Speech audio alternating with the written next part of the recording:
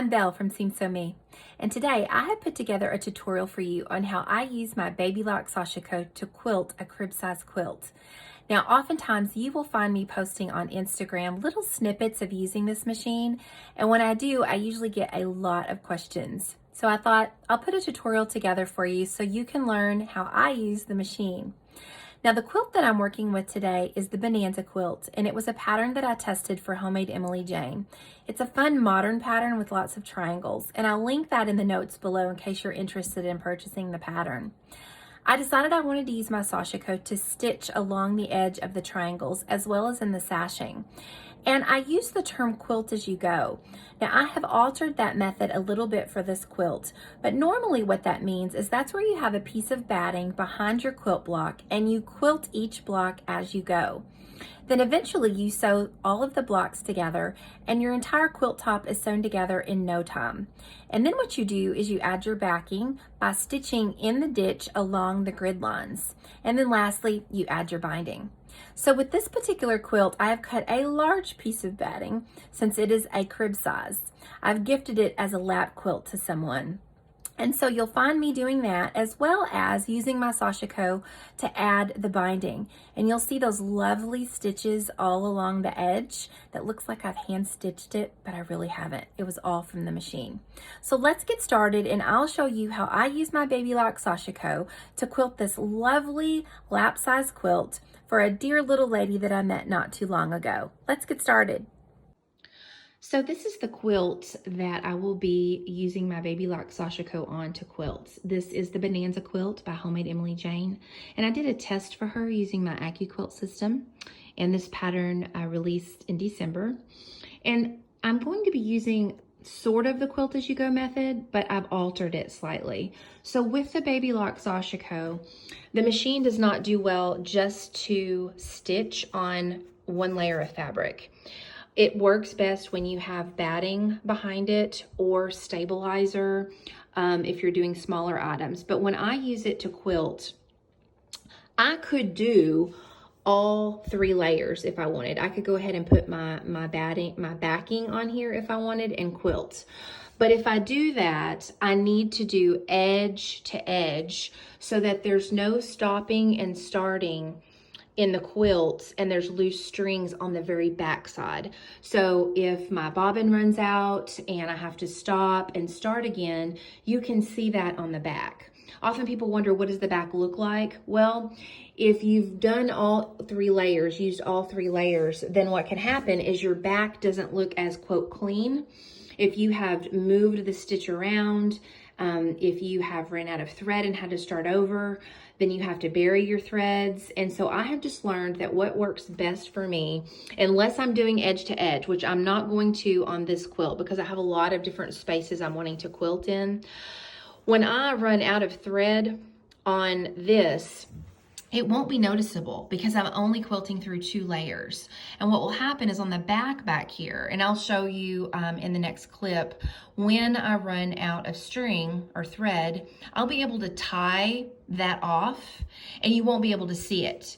Because when I'm all done quilting this with the Sashiko machine, I will add my backing and I will attach that via how the quilt as you go method, one of the methods can work. And that is you basically quilt only in your seam lines, okay?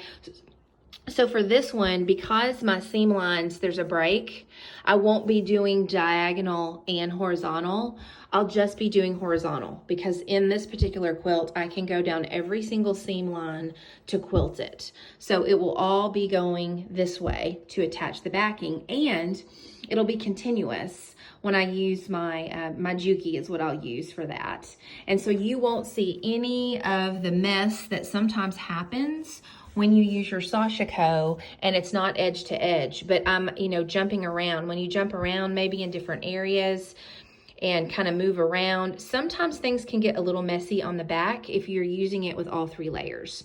So this is the quilt that I'll be using to show you kind of from start to finish how this works if you want to use the Baby Lock Sashiko and not quilt all 3 layers together. particularly because I'm not doing edge to edge. I'm kind of doing a lot of different things on this quilt, and I don't want those strings to show, so they will be hidden back here behind. So my setting as far as my stitch length and spacing is 5 and 5 for this particular quilting and stitching that I'm doing today. I often use the 5 and 5. Sometimes I will use the 4, and the 4 is for length and spacing. To me, it looks a lot like hand stitched, big bulky stitches, and I really like that look. So it's a 5 today. And then the thread that I'm using, this is Coats & Clark. This machine, I have numerous colors of this Coats & Clark 30 weight quilting thread. And I actually get this often at Walmart. Different Walmarts have different colors. On eBay, I have found all brand new variegated Coats & Clark. So that's an example of thread where it has different shades within it, and that's really fun to use too. So on this machine, some of you may or may not know, but there is no taking the thread down through to the needle. Everything happens from the bobbin. Then this needle down here actually, and this hook, pull the thread up from the bobbin and loop it through, and that's what makes your beautiful stitch. This setup here is strictly to wind your bobbin. So it goes from here to this loop here, through this, and then to your bobbin holder. And this clicks over. Now, what happens here, if you noticed, the light went off and now it's back on. Sometimes when I put this machine up, if this accidentally gets clicked over and you try to start using it, your machine won't do anything. And it can be a little scary. Just check to see if you've accidentally knocked your bobbin winder over and put it back, and then the light will come back on and you can start stitching again. So again, Coats & Clark is what I'm using today, 30 weight thread, and your stitch length and spacing is a 5 and a 5. So I am starting in the center of the quilt. I have rolled up my sides on the left and on the right, and I'm starting in the center. And I have 3 really great sashing strips here. And what I like to do with the Sashiko is I really like to use my presser foot as the guide. So I will line up my presser foot here, and I will just follow the edge all the way down to the very end of the quilt and sew right off the edge. So for this particular quilt, I'm not going to start back here because I don't want there to be a stitch around there. I'm actually going to start right here. So there will be a tail that is about 10 inches long, and I'll be able to tie that off. And of course it won't be seen because I don't have my backing on yet. So what I'm going to do now is I'm actually going to stitch. I'm going to use my presser foot here as the guide and stitch all the way down, and then I'm going to come back through, and I'm going to stitch on this side and use this side of the presser foot as a guide the whole way down. So now I am ready to go ahead and literally stitch down the side of this sashing, and I'll show you what that looks like as we go. I have both sides rolled up here of my quilt, and I'm just going to use my hands just to kind of keep it smooth. I have used basting spray. I typically do not use pins at all once I learned about basting spray, and it works well for me. So here we go.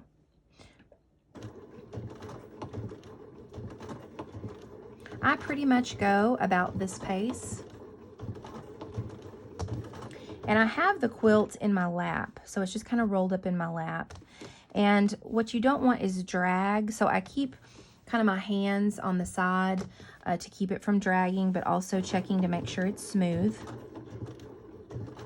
And I am just using the edge of my presser foot here to make sure it's smooth. And then I'll stop, kind of lift the quilt up a little bit again so there's no drag, and just keep stitching. And I have 2 bobbins that I have wound. My second one is ready to go in case this one runs out. But as I mentioned, if it runs out, I'll be able to tie off in a knot on the back, and you won't be able to see that. Now again, I stop, lift up so there's a little bit of give so that it's not pulling down towards my lap because the stitches will become a little uneven. So this is not like going really fast like you would on your regular domestic sewing machine. You just want to make sure it's not too tight where the gravity's pulling it in your lap. So just stop, lift up the quilt some where it's loose. And I have my pressure on my presser foot. There's a knob here on the side, and that is set on about a 2.5. So you can see that there. And I am just going to keep on stitching all the way down this sashing, and I'm going to do that on the other 3 pieces of sashing as well. And then we'll move on to what I'm going to do to the sides of the triangle so you can see what that looks like. I'd like to show you a small spot here where this is what happens if there's too much drag with the quilt in your lap and it's not loose enough as you're pushing through. Do you see how that stitch right there is slightly shorter than the others? That's because I took one more stitch before I loosened up the pull in my lap. So make sure that all of this here in your lap you keep loose, and that's why you need to go slow, because if it starts to pull this way, you will get a few stitches like I showed you here that will be a different length and spacing than the rest of them. So I have now gotten to the edge of the quilt. I have stitched all the way down the sashing, and I have a couple of options here. I'm not wanting to stitch off the edge, but what I'm going to do is actually pivot. So since my needle is down, remember if you start with your needle down, you can pivot if you need. And so I'm going to pivot here, turn the quilt slightly, and sew a few stitches this direction, and then turn my quilt around with my needle still down and head back up this side and stitch up the other side of the sashing. So again, 2 options. You could stop here. You'll have a 10-inch string on the back that you're going to have to tie off, because if you wash it over and over, that stitch, even though the Baby Lock does lock the last stitch, I have had a quilt when I've washed it and buried the threads, it did come loose. So I'm actually going to choose to pivot, stitch over, and then stitch up the sashing.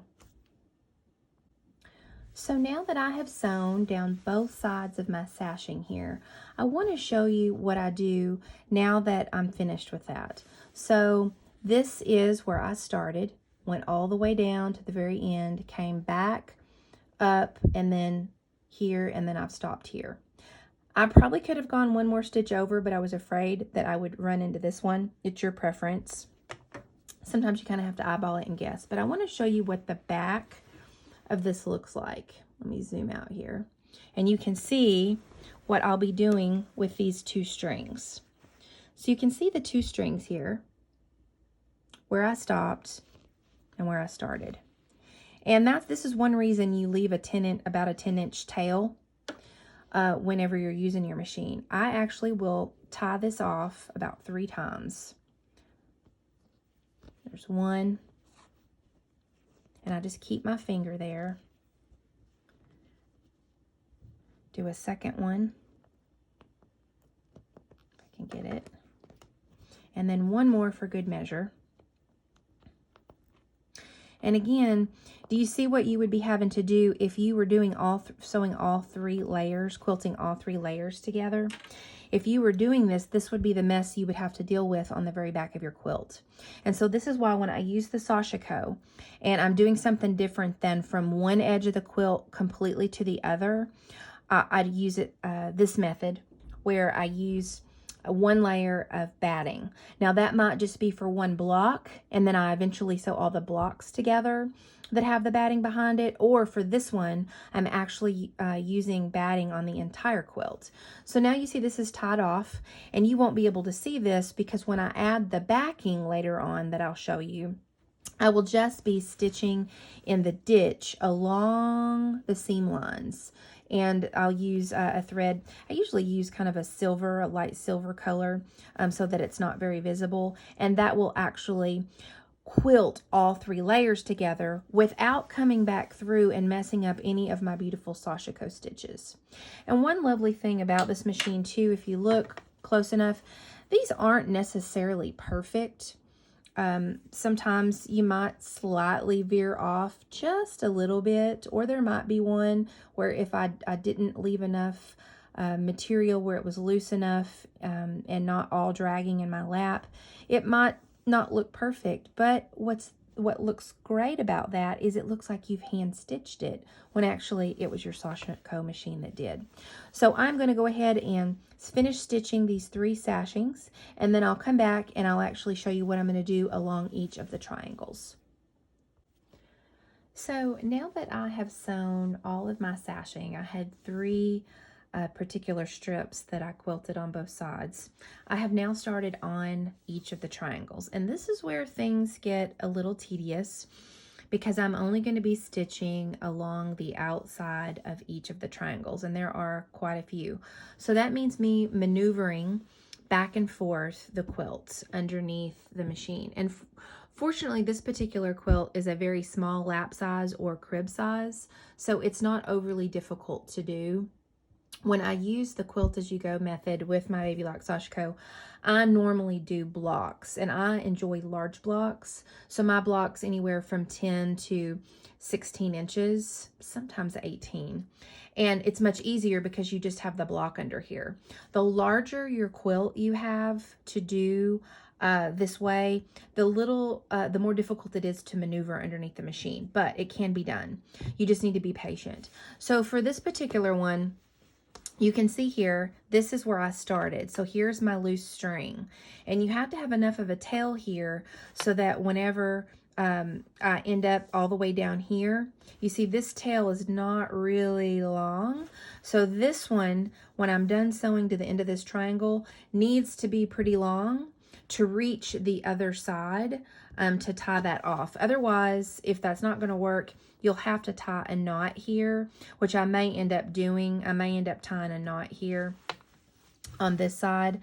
I'm not sure. I'll have to decide. But you have 2 options. You could tie a knot here or leave a really long tail right here to where you can tie both of those strings together. Because you see what happens here? Do you see how that string comes up right there? This is what happens if you don't tie that off. Do you see when I pulled it there? When I pulled it, it tightened right there.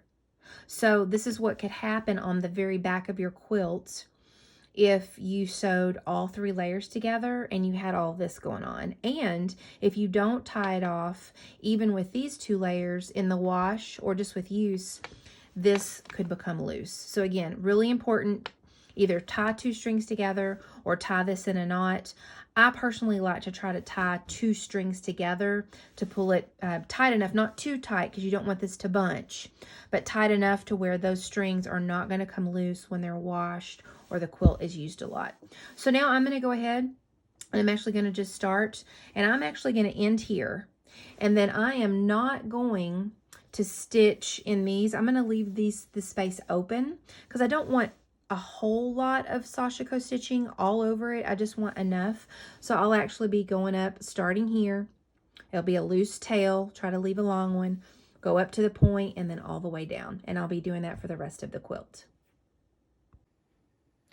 I want to show you another option if you do not want to tie the 2 ends here of your triangle. So you know you have a loose string here underneath, and I would have a loose string here if I cut this off.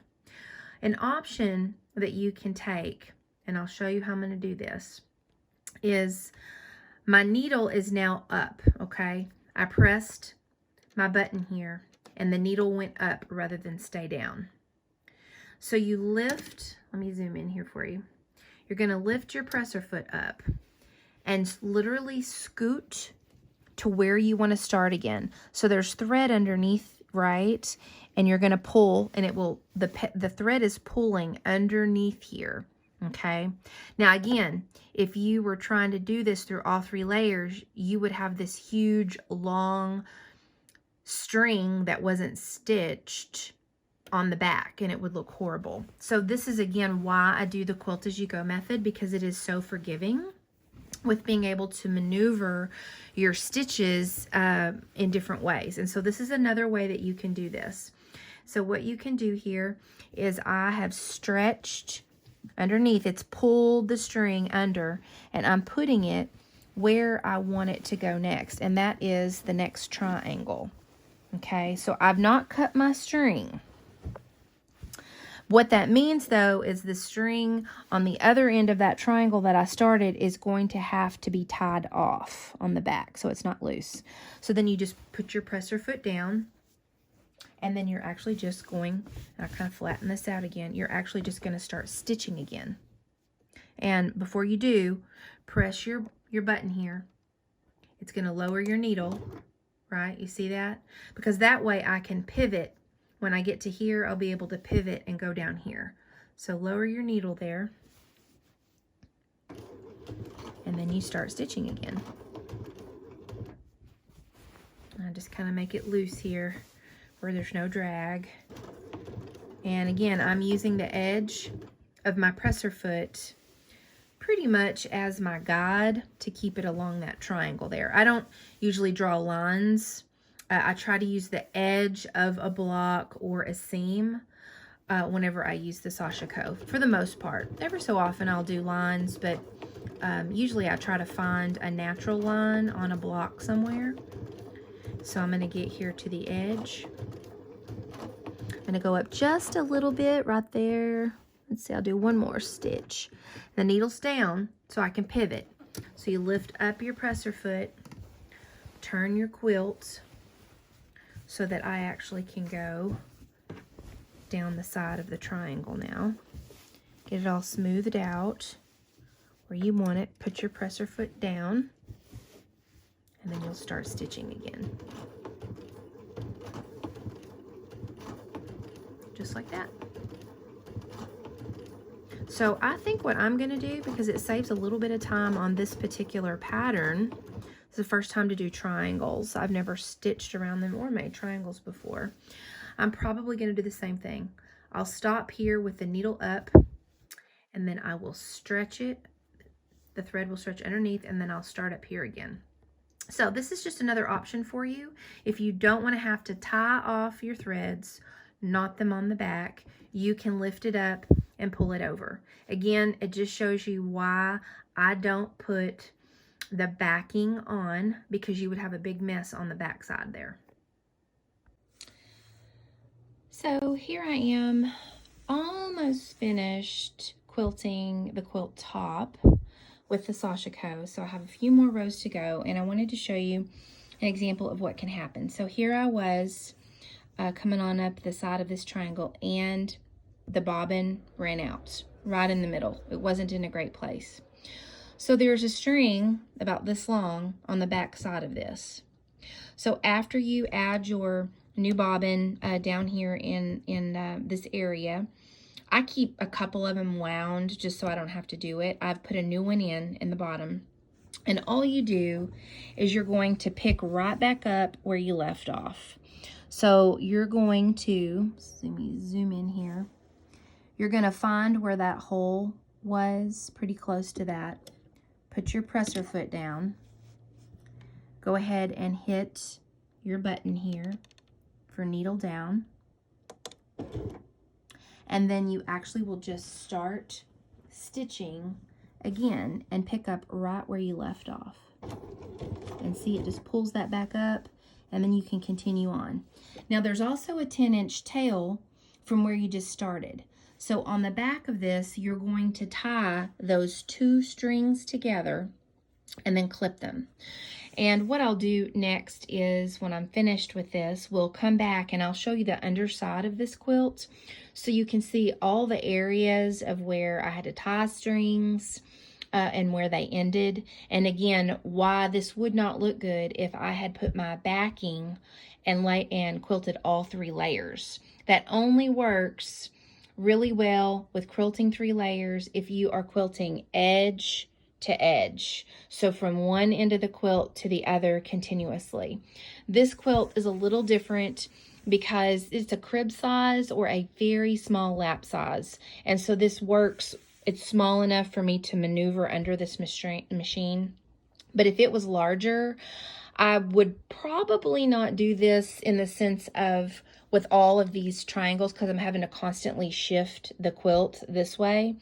Now, if it's just straight lines, diagonal and vertical and diagonal, then no problem. But if you're wanting to outline various shapes within a really large quilt, just know that it will take a lot of time and a lot of maneuvering, and the larger your quilt is, the more time, and it would be a little bit more difficult to do. So I just wanted to kind of show you that area here. So when we come back, I'll show you the underside of the quilt so you can see what that looks like. So now I have finished quilting the entire quilt top, and so this kind of gives you an idea of what this looks like with all the stitches around the triangles and then along the sashing. And you can see it's not perfect. I mean, it really does look hand stitched, because when you hand stitch, you usually can't get it perfect either. So it definitely gives it that feel. So this is what the front looks like, and I'm going to flip it over so you can see what the back looks like, and I can show you a little bit more as far as the tying of the threads and some of the jumping around that happens, and why you would not want to do it this way with your backing on here. Now, you could quilt, as I've mentioned before, all 3 layers, your quilt top, your batting, and your backing, if you were going edge to edge. So if you were starting here and you were going all the way across to the edge here, and you were starting up here all the way down to the edge down there, you could do that, because all your loose threads here would get caught up in your binding, and so you wouldn't have a problem that way. And I have done a couple of quilts that way as well. But when you want to do some intricate things, and again, normally I'm doing large blocks this method, but I decided to go ahead and do this extremely large block, we'll call it. It's a crib size. Because I figured I could maneuver the whole thing under the Sashiko, and I was definitely able to do that. And these blocks were so small, it just didn't make sense to individually cut batting out for each one of these and quilt them that way. So this is the first time to really do it this way with unique shapes. This is the first time I've actually made a modern quilt, which I tend to do more of a traditional with maybe a slight modern feel, but this worked really well for the Sashiko. There was a lot of open space, a lot of negative space to be able to really make these pop and stand out. So I'm going to flip it over now and show you the back. So we are back, and I am going to show you the back of this quilt now that I have used the Sashiko to quilt the first 2 layers. And there's some areas I want to show you. So first off, if you can see here how I have jumped from one triangle to the other. Do you see this here? This is why you would not do this on all 3 layers, because the back of your quilt, if you had backing on, would have all of this if you are quilting some kind of design where you jump around, okay? And then I wanted to show you also, you can see here where I have tied 2 strings together so it's not loose. Same here, I actually tied, actually this one's not tied, I jumped from here to here, okay? And then on this area, this is one in which, remember I showed you I ran out of thread, and then I had to start a new bobbin full of thread. So these I'll tie together and knot those off. I have 2 here that I'm going to have to tie together. And the reason for that is if you leave this loose without tying it or without adding fabric tack. So there's one area on here that the string broke and it's just really short. I'll have to put a little fabric tack on that. But otherwise, if you don't, when you wash, even though this is locked, the Baby Lock Sashiko locks the final stitch, it will still come loose. It happened to me in the wash on the very first time that I used the Sashiko and did not bury my threads properly or use fabric tack. So, something to keep in mind. So this is the back, just so you can see. I wanted you to see where loose threads were, where they're going to be tied, where I jumped around, and of course you can see it looks like a normal stitch here. So now what's going to happen with this is I'm going to base this to my backing. And once I do that, I'm going to stitch in the ditch. So I'll actually use the seam lines on the front of this quilt, and I will stitch in the ditch along the edges here. I'm actually not going to go this direction because it doesn't continue and I don't want to stitch over my pretty Sashiko stitches. And one of the things that's really nice too is air gets under here. And I've noticed when I use this method, you know, I've kind of been using the term quilt as you go, and there are different versions of quilt as you go. I probably need to come up with a different name for this because normally it's smaller blocks. When you do this, it would be like, you know, an 8 or 10, 14-inch block that you would quilt to one layer of batting. But this was a crib size, so I went ahead and just did the whole thing that way. It's the same process, but you can see kind of how this works. So now I'm going to baste it to my backing, and then I'm going to stitch in the ditch with a very light colored thread, and then I'll show you what that looks like when I'm done. So I have gone ahead and I have basted this quilt to my backing, and a couple of things I want to show you that I did. Was something new that I tried. Well, first off, I went ahead and did a basting stitch on this border here all the way around before I spray basted it to the backing. And I did that just because I only quilted to right here all the way around, and I didn't want this to be wavy and flapping around, so I went ahead and did a 6-inch basting stitch all the way around before I spray basted it to my backing. I did my spray basting on my design wall. So I have a design wall. It's just easier on my body and my knees to use that rather than the floor. Another thing that I did is I went ahead and squared up the quilt top with, of course, the batting before I basted it to my backing. And I did that because I only had so much of this yardage that I was using for the back. And when I had all of the batting on here on the side, I wasn't going to be able to see very well. This was the only extra I had on each side all the way around this quilt. So I went ahead and squared it up, and actually I think it's going to work quite nicely. So I'm actually just going to take my ruler and rotary cutter and just cut off the edge of all of this after I'm finished stitching in the ditch. So I'm getting ready right now to go ahead and use my Juki. So this is what I use here. And I'm just going to go down and finish quilting the quilt top to the backing by stitching in the ditch all the way down. So I'm only going to go vertical down each of these lines here. And then once I'm done doing all of that, then I'm going to come and I will use a rotary cutter and a ruler and just square this up all the way around. Okay, so this is just spray basted on here, and then this basting stitch is only on the quilt top and the batting. Okay, so when I come back, I'll show you what this looks like. As far as after I've quilted it, just down the seam, stitching in the ditch, and then I will square it up. So I am completely finished quilting the backing to the front of the quilt, okay? And so what I have done is I have stitched along the seam lines here, each of the seam lines going down. Okay, vertically all the way through. And one thing I love about this method is that there's air that gets trapped in here, and it really makes it plush. I enjoy quilts both ways. When they're extremely quilted, I think that the free motion quilting and the edge-to-edge quilting is beautiful. And I also very much love a plush quilt that's extremely snuggly and soft.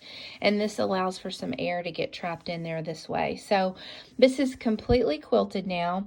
And I also did the victory lap around the edge before I squared up, just so it would keep everything flat for me along here.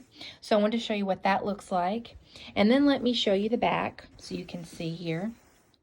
So you just have the vertical lines going down everywhere that I stitched. And I used my regular Juki. I did not use my Sashiko for this when I quilted the backing to the front of the quilt.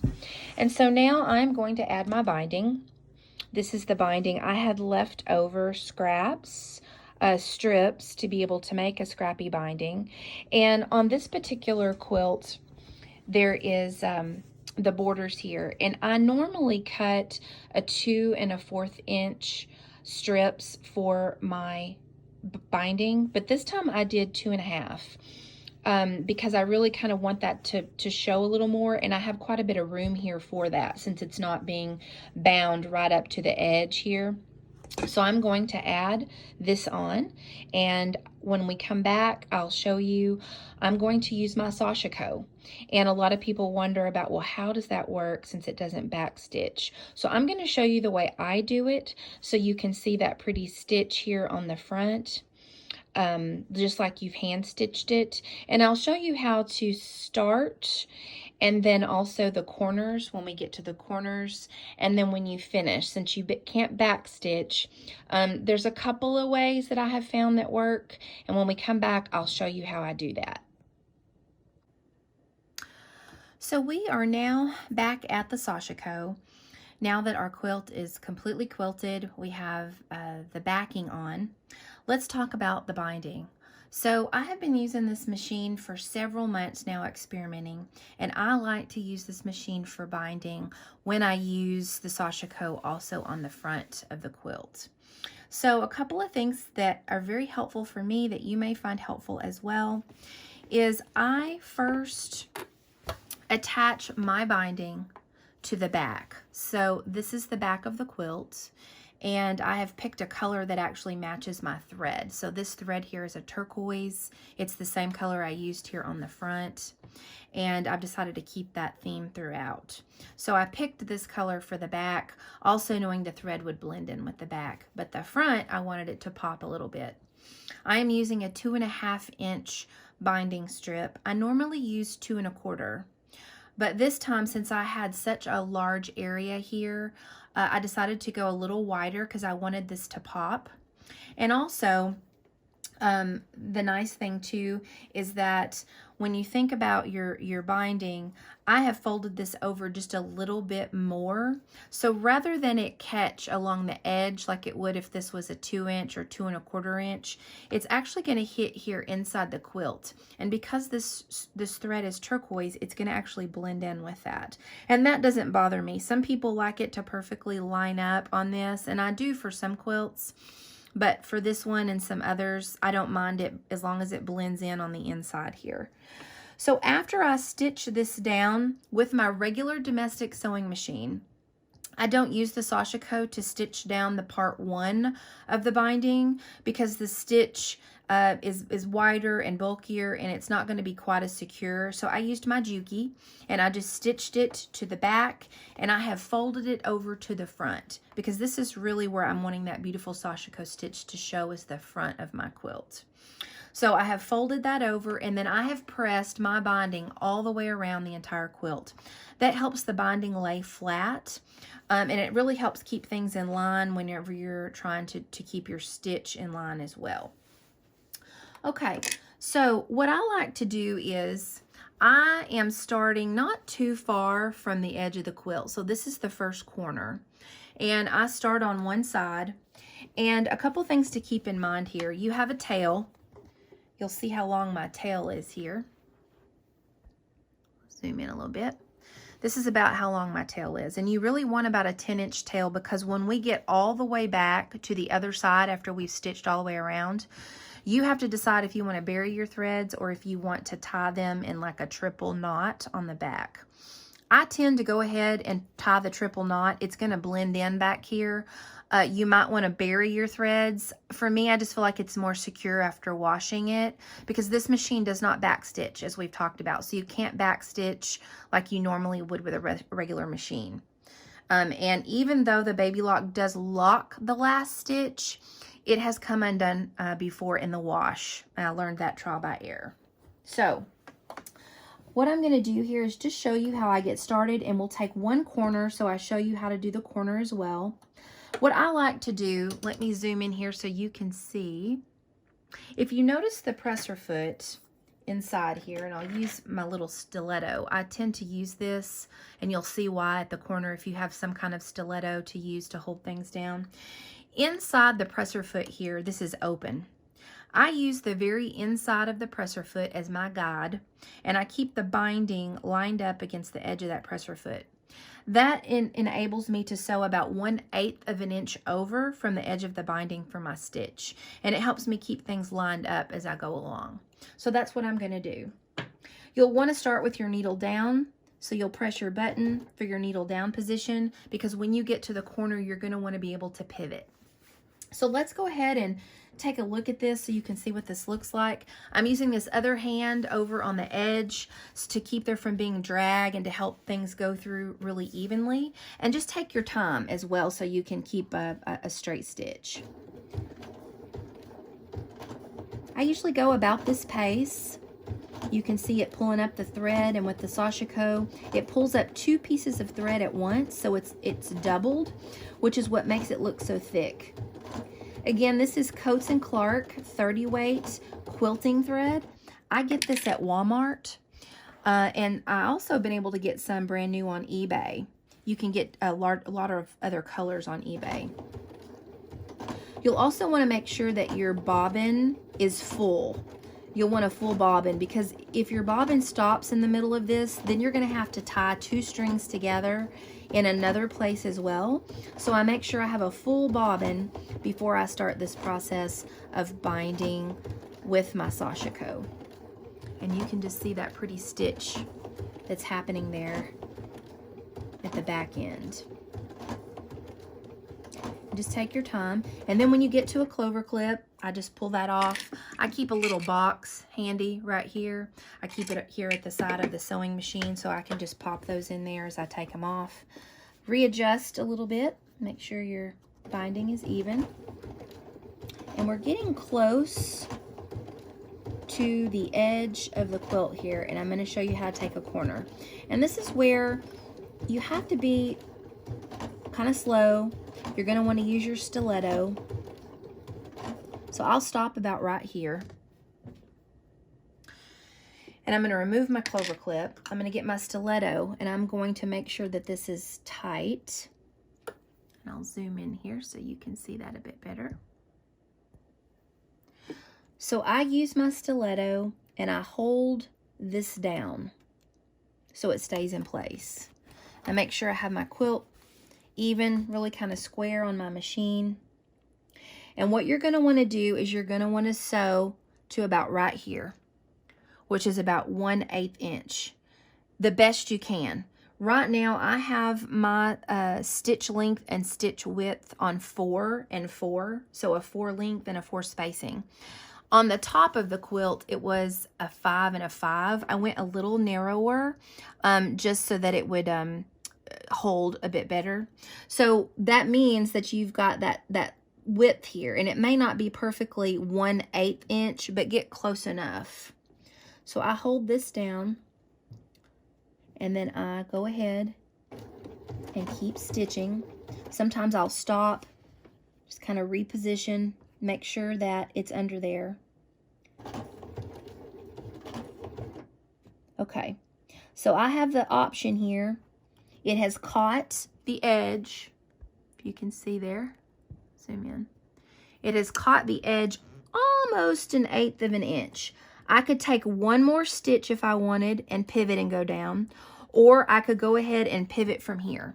And this is totally your preference on this, because the stitch length that I have here, I think I'm going to go ahead and take one more.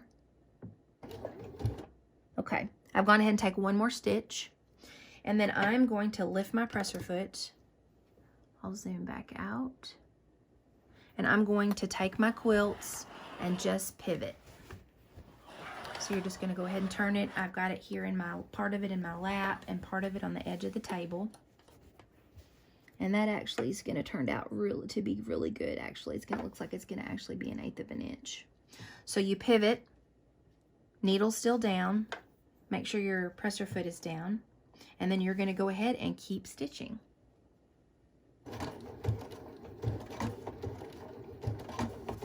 And that is how you take the corner when you are sewing on your binding. Again, remove your clover clip as it gets close and go ahead and keep sewing down about 1/8 of an inch using the inside of your presser foot as a guide. So I'm going to continue sewing this binding on. You can see here, I'll zoom out for you what this looks like close up. You can see that pretty stitch there. It's still visible. And then on the back, you can see here, it looks like a regular stitch. And it's on the inside there where that turquoise just blends right in on the back. So when we come back, I will show you how I tie off the two ends of the threads of where I began and where I ended. And we will be done with this entire quilt using the Sashiko machine to do a lot of these beautiful stitches. Okay, we have now come back to the beginning of our quilts where we started. And so I'm going to lift my presser foot and I'm going to pull out that thread where it's nice and long, a 10-inch tail. And then we're going to turn this over and you can see here, we'll zoom in, where we have the two threads. The one where we started and the one where we finished. And if you can see here, you see the thread blends really well in the back. You can't see it whenever I tie this off, okay? So I tend to like to, if I can, rather than sew on the inside of the binding, I like to get right here on the edge. And so I take my two tails, because you can't backstitch, and I have made the mistake once of just cutting these, and because they weren't backstitched, tied off, or buried, they came loose in the wash after a few washes. So trial and error, I've learned for me, I like to tie this about 3 to 4 times in a knot. So we've got one, and you want to tie it pretty tight because you are going to cut these off and you don't want them to come undone. So there's 2, 3, and 4. So I've tied those 4 times. I'm going to take my little snips and I'm going to cut not completely down to it, but almost to it. And I'll let you see what this looks like. So it is right there is where those threads are. And since I picked a color that blends really well, you really can't see that there. So there we go. Here is the binding with the Sashiko stitch. Isn't that pretty? And then the back, you can see it looks like just a normal stitch on the back. And I picked a color that would blend there. So I hope you enjoyed this tutorial on how I use my Baby Lock Sashiko and quilt my quilts. This is an example of a crib size, and or could be considered a very small lap quilt. Typically, whenever I use this method, it's block by block, but this did not have large blocks to it. It had smaller blocks. And so it worked better for me to actually do it this way. I have found it's so plush. If you could feel this, I know you can't feel it. I'll zoom back out a little bit here for you. But it is really plush. There's air that's in there because you've not overly quilted this. It's just enough, I think, and it just feels like extra plush and thick, and I really love the feel of that. So I hope you enjoyed this tutorial. I'm Belle from Seam Sew Me. Feel free to subscribe. I will have more Sashiko tutorials as well as Quilt As You Go in the future, particularly an upcoming Quilt As You Go, in which I actually do large blocks and then sew all the large blocks together, and then we'll actually sew on the backing. So stay tuned. Feel free to follow me on Instagram at Seam Sew Me, and I'll look forward to producing more tutorials in the future to help you learn to use your Baby Lock.